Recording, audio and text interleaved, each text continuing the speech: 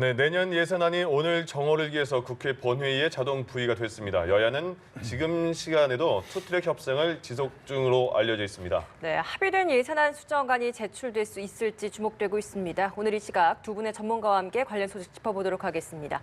김형주 국민대 개건교수, 김광덕 전 한국일보 정치부장과 함께 이야기 나눠보겠습니다. 안녕하세요. 안녕하세요. 안녕하세요. 예.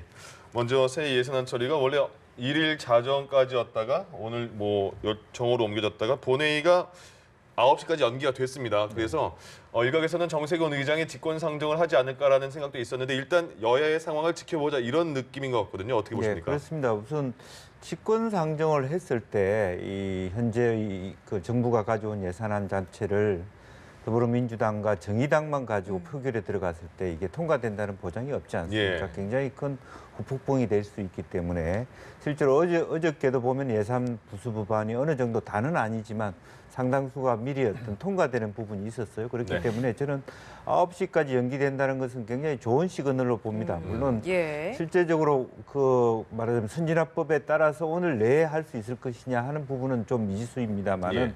그럼에도 불구하고 예년만 하더라도 작년에도 한 3시간 50분 정도 좀 딜레이된 부분은 있었거든요. 예. 그래서 이번에도 뭐 딱 오늘 안에 한다는 보장은 없습니다만은 조금 더 늦어지더라도 왜냐하면 왜 늦어지느냐 하면 예. 문재인 정부 첫 예산 국회이기 때문에 예. 기싸움이 더 많다고 보고 네. 쟁론이 있다 하더라도 어쨌든 큰 틀에서 보면 내일 새벽에 하더라도 저는 좋은 일이다 그렇게 보고 있습니다. 예. 네, 어쨌든 9시까지 연기했다는 것 자체가 서로 합의안을 마련해 나가겠다라는 이야기로 저희가 좀 읽어볼 수 있을 것 같은데 지금 제일 큰 쟁점이 공무원 증원 그리고 최저임금 인상안 이 두 개일 텐데 어느 정도 선에서 합의점을 마련할 것이라 보십니까?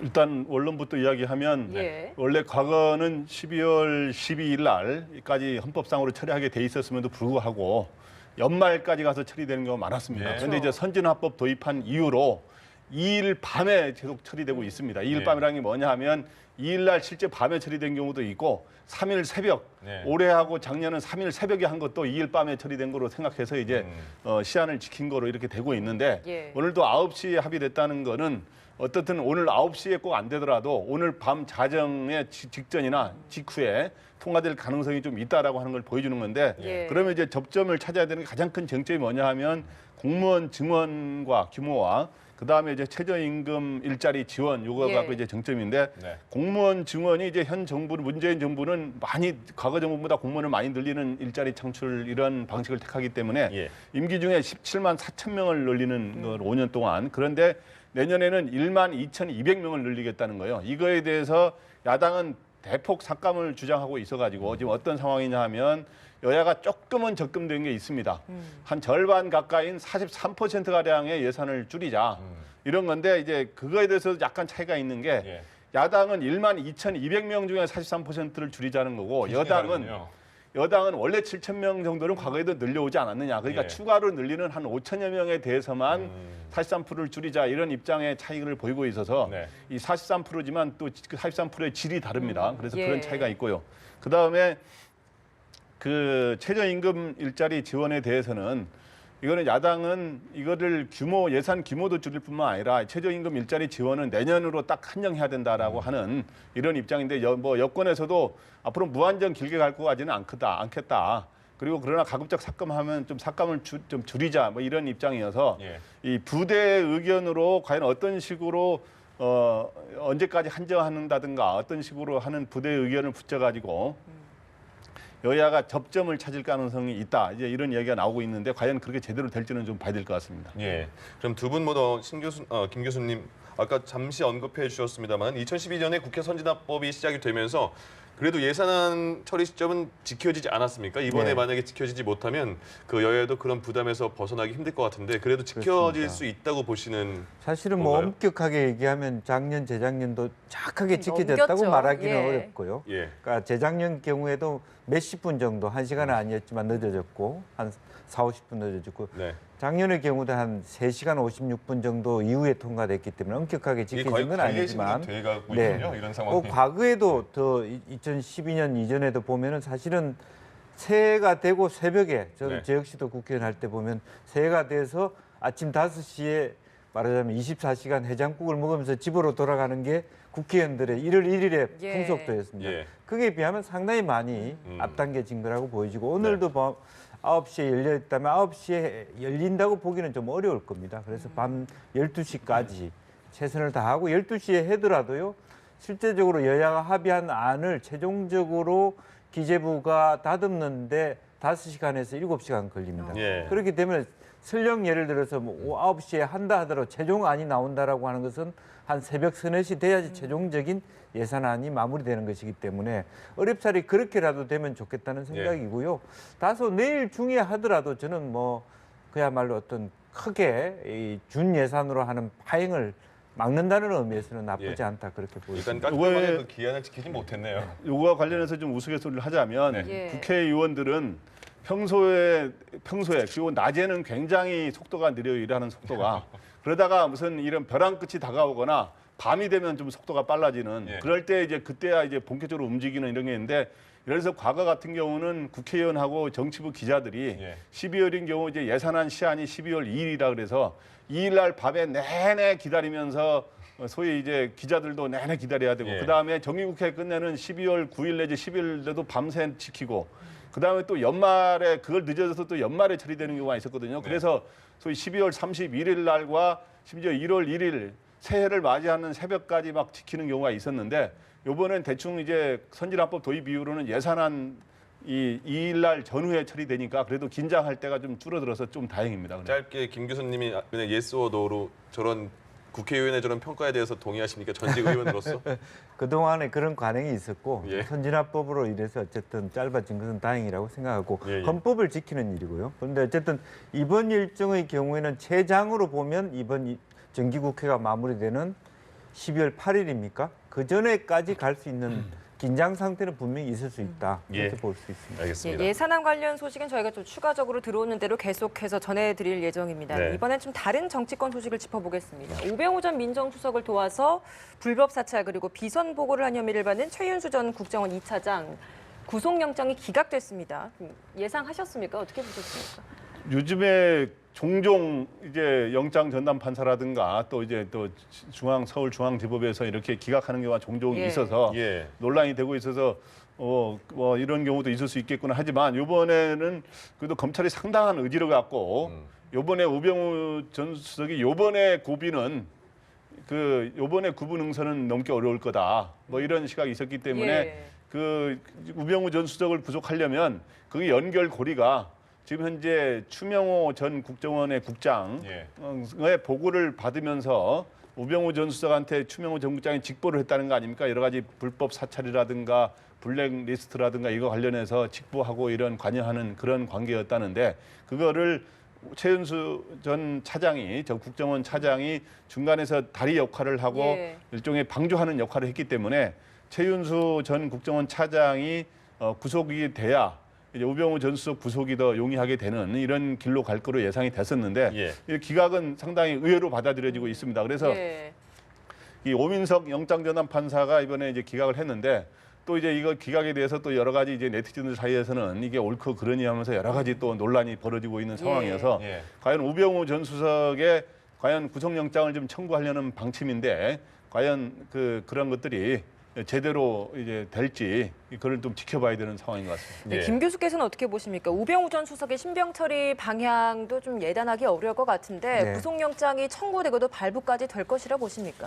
어쨌든 청구되기는 하겠지만 발부되는 부분은 다만 이제 여기서 좀 애매한 부분이 말하자면 실질적인 영장 실질 심사를 하는 판사가 누구냐에 따라 조금 달라질 수 있겠다. 예. 지금 이제 네티즌들이 그야말로 어떤 그 실질 심사하는 판사에 대해서 여러 가지 이러쿵저러쿵 하는 건 예. 적절하지 않다고 보이지만 또 공교롭게도 오민석 판사는 계속적으로 기각을 해왔어요. 이 부분과 그러게요. 관련해서 이제 예. 그런 것들이 여러 가지 쟁론이 되고 있습니다만은 어쨌든 기본적으로 큰 틀에서 본다라면 무조건 구속 수사라고 하는 것이 바람직하진 건 아니고 그것을 죄를 면죄부 주는 것은 아니기 때문에 뭐 굳이 무조건 구속이라고 볼 수는 없겠습니다만 예. 어쨌든 그런 관행을 깬다라는 측면에서는 저는 바람직한 측면도 있다고 봅니다. 다만 좀 더 철저하게 검찰이 구속할 수 있는 물질적인 증거를 가지고 와야 될 것 같다는 부분이고 지금 이제 결과적으로는 최윤수의 차장의 경우에는 실제로 본인 스스로가 보고를 더 이상 하지 마라 이런 얘기를 하고 있기 때문에 그런 것만 놓고 보기에는 놓고 나서는 실제로 우병우까지 칼날을 조정하기는 검찰이 상당히 난항을 겪을 수도 있겠다 그런 생각이 듭니다. 예, 그러니까 영장이 기각될 때마다 굉장히 실시간 검색어에 그 전담 판사 이름이 많이 오르잖아요. 그러니까 지금 오민석 부장판사 같은 경우도 계속 실검에 오르고 있는데 그 전에 우병우 전 수석도 기각을 했고 그리고 또 우수석과의 뭐 대학 선후배 뭐 친했다 이런 과거까지 들춰지면서 굉장히 비난을 많이 하고 있는 상황입니다. 어떻게 사법 독립을 저해할 수 있다 이런 비판까지 나오고 있는 상황인데 이런 분위기는 어떻게 봐야 될까요? 네, 그래서 요즘에는 이제 촛불 시위와 촛불 집회 이런 거로 한 이런 게 사회적인 변화와 개혁을 바라는 이제 촛불 민심이 반영되다 보니까 이런 걸 토대로 문재인 정부가 적폐청산을 강하게 추진하고 있고 이런 적폐청산을 강하게 추진하는 과정에서 야권에서는 또 이거에 대해서는 다수 국민이 지지하고 있습니다만은 야권에서는 이걸 정치 보복 프레임으로 또 일종의 저항을 하고 있는 상황이어서 이거는 어떤 정치적 논란이 가열되고 있습니다. 이런 과정에서 지금 현재 구속 영장이 받아준 경우가 뭐 대다수입니다만은 일부 이렇게 또 영장이 기각되는 경우에 그에 대해서 이제 이 네티즌들 중에 특히 문재인 정부를 지지하거나 좀 진보 성향 네티즌들은 이런 이 영장을 기각한 판사 오민석 부장판사라든가 얼마 전에 영장을 기각한 신광열 판사 이런 사람들에 대해서 뭐 신상 털기도 하고 이렇게 해서 굉장히 뭐 심지어 적폐 판사 아니냐 이런 말까지 나오고 있는 상황인데 이거에 대해서 이제 김명수 대법원장이 어저께 이제 우려의 목소리를 냈죠. 여론과 SNS를 가장해서 재판의 독립을 흔드는 시도가 있는데 정치적 이유로 재판에 비난하지 않았으면 좋겠다 이런 말을 했습니다. 그래서 저는 이렇게 생각합니다. 이렇게 재판 결과에 대해서도 국민 여론이라든가 어떤 지식인의 입장이라든가 일반 서민의 입장에서 비판 충분히 할 수 있습니다. 비판할 수 있고 의견을 낼 수 있는데 이런 재판 결과 자체는 그러나 어느 정도 존중할 수밖에 없는 게 법치주의인 거고 그래야 또 이게 1심으로 끝나는 게 아니라 영장 실질 심사뿐만 아니라 1심, 2심, 3심이 다 있기 때문에 그런 절차를 존중해야 되고 또 하나는 그렇다고 해서 신상 털기로 나가면서 이 사람이 이러한 관계 때문에 이렇게 한 거 아니냐라고 하는 식으로 공격을 하는 거는 판사들도 제가 아는 판사 들어보니까 그런 게 굉장히 부담이 된다는 거예요. 자기가 여기 법리적으로 해야 되는데 그래서 그런 거는 어느 자제할 필요가 있지 않은가 생각이 됩니다. 비판은 할 수 있지만 법치주의 근간 아래 좀 판사들의 법원의 판단을 좀 존중할 수 있는 자세가 필요하다라고 좀 정리를 해볼 수 있을 것 같습니다. 이 롯데홈쇼핑에서 뇌물수수를 한 혐의를 받고 있는 전병훈 전 정무수석이 또 월요일에 검찰에 다시 재소환되거든요. 이 전 수석에 대한 검찰의 구속영장 청구도 한 차례 기각된 바 있기 때문에 이번에 또 재청구를 하기 전에 좀 보강 수사에서 정말 재청구해서 발부가 될 수 있을 만한 정말 중요한 근거가 나와야 할 것 같은데 검찰도 참 부담이 클 것 같습니다. 말씀하신 대로 지난 이제 11월 22일 날 구속영장 했는데 기각이 됐죠. 그렇기 때문에 부담을 많이 갖고 있고 또 전수뿐만 아니라 말하자면 국정원 댓글 사건이라 여타의 많은 그 구속 적부심에 대해서도 그렇고 구속 실질 심사에서도 계속 이렇게 기각이 되는 흐름들 속에서 검찰로서는 굉장히 큰 많은 충격과 여러 가지 어떤 생각을 하지 않을 수 없는 상황입니다만은 어쨌든 기본적으로 GS 홈쇼핑에 대해서 최근에 또 압수수색을 했고 또 한편으로는 어떤 전 수석의 경우는 가족 일부가 어떤 그런 롯데 뭐 말하자면 사전 그런 선물 카드 같은 거 쓴 물증을 갖고 있다라는 측면인데 다만 판사가 과연 이것이 어떤 그 다툼을 말하자면 겨룰 만하다라고 볼지 확실하게 이거는 정확하게 이제 다툼을 기를 여지가 없이 유죄다라고 판단할지 그것은 좀 더 검찰이 얼마나 더 실질적인 증거를 가지고 들이대느냐에 따라서 달려 있는 문제라고 보여지고 또 이런 어떤 여러 가지 눈치 보기식의 어떤 결과가 아니라 실질적인 어떤 좀 더 핵심적인 그런 그 쟁론을 갖지 않는 결과가 나오기를 그렇게 기대해 봅니다. 알겠습니다. 네, 이번에는 좀 자유한국당 원내대표 경선 이야기를 좀 넘어가 보겠습니다. 애초에는 친박 대 친홍 대결이다라고 이야기를 했지만 이제 점점 흐름이 친홍 대 반홍의 흐름으로 좀 바뀌어가고 있는 것 같습니다. 그도 그런 것이 지금 홍 대표 리더십에 많은 반감을 제시했던 중도파 의원이라고 할까요? 나경원 의원 그리고 신상진 의원 여기에 이제 이주영 후보까지 같이 이제 이야기를 하면서 여기에 또 단일화 카드까지 꺼내드렸거든요. 이러다 보니까 이제 반ung, 즉 중도파 의원들의 세력이 좀 커지고 있는 것 같은데 네. 이번 이 단일화 전략이 좀 경선에 다른 영향을 미칠 수 있을까요?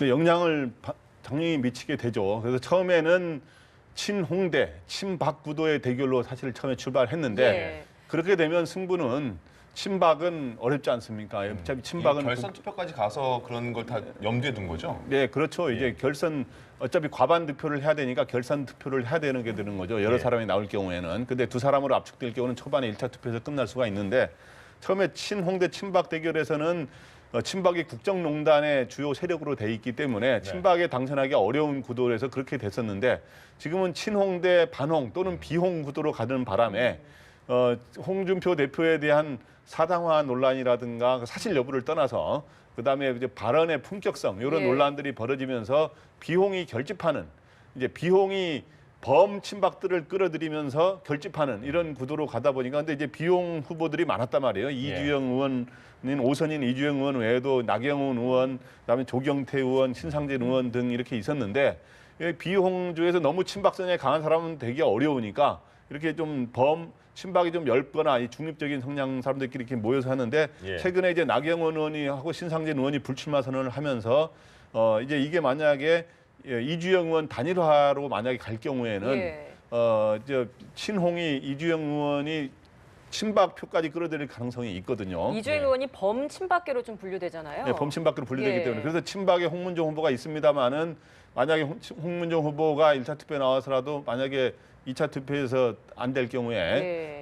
그럴 경우에 또 미리 안 나오면서 밀어줄 수 있는 거고 이럴 경우에는 예. 이주영 의원의 어떤 유력 후보의 부상 가능성이 있기 때문에 친홍 쪽에서도 지금 김성태 의원을 사실 밀고 있는데 예. 상당히 긴장된 가운데 지금 경쟁하고 있는 그런 구도로 봐야죠. 그렇군요. 이번에 출마한 후보들이 다 뭐 개파는 없다고 이렇게 말하고 있는 상황이니까요. 결과를 좀 중순 전에 지켜봐야겠습니다. 그리고 부장님, 교수님, 마지막으로 홍 대표가 바른정당에서 이제 두 번째로 돌아오지 않았습니까? 자유한국당으로. 그때는 문을 닫겠다라고 말을 했는데 이번에 다시 샘문은 있다 이런 표현을 했습니다. 그럼 바른정당에서 누구를 염두에 두고 하는 말입니까? 아니면 어떤 의도로 파악해야 될까요? 바른정당 내에 유승민 대표의 리더십이 일정한 한계가 있다. 예. 그리고 지난번에 오고자 하는 분들이 다 못 왔을 수도 있다라고 하는 부분이 여전히 남아 있고 홍준표 대표의 핵심은 사실은 뭐 제일 야당으로서의 내년 또 6월 되면 말하자면 그 의장을 뽑는 데 있어 일당이 되느냐 하는 것 그리고 그것이 이제 개헌 관련해서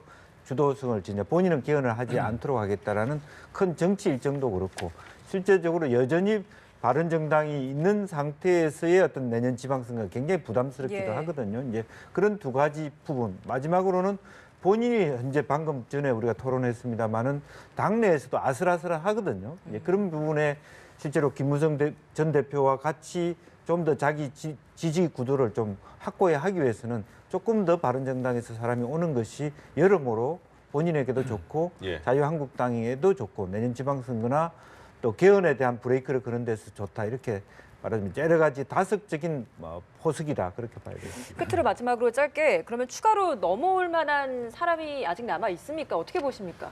몇 명 나오던데요. 예. 아니, 실제로 이름이 거론되고 있습니다. 제가 뭐 이름을 거론하면 또 본인들이 아니라고 할 수 있기 때문에 예. 최근에 저도 이제 자유한국당 의원들하고 이제 전화 통화를 하면서 물어봤더니 현재 구체적으로 현재 그 의원 주장에 따르면 예. 구체적으로 2, 3명은 지금 자유한국당 문을 놓고 하고 있다는 겁니다. 예. 소위 놓고 하고 있는데 그래서 소위 이제 홍준표 대표가 이제는 바른당에서 오는 이제 문은 닫혔다라고 이미 했는데 예. 또 홍준표 대표가 말 만들어내는 건 잘하거든요. 그래서 앞문은 닫았지만 정문은 닫았지만 또 뒷문은 열려 있다고 샘문이라고 표현도 하고 그랬는데 예. 그러니까 지금 현재 아마 뒷문을 놓고 하는 사람들이 몇 사람이 2, 3명이 있는 모양이에요. 그래서 그렇게 해서 이제 일단 2, 3명을 뒷문으로라도 받아서 현재 116석이니까 2, 3명 하면 벌써 이제 120석에 가까이 되는 거 아닙니까? 근데 현재 민주당이 121석이니까 그러면 이제 일당을 위협할 수 있는 그런 식으로 갈 수가 있는 것이죠. 예, 알겠습니다. 오늘 말씀 여기까지 듣겠습니다.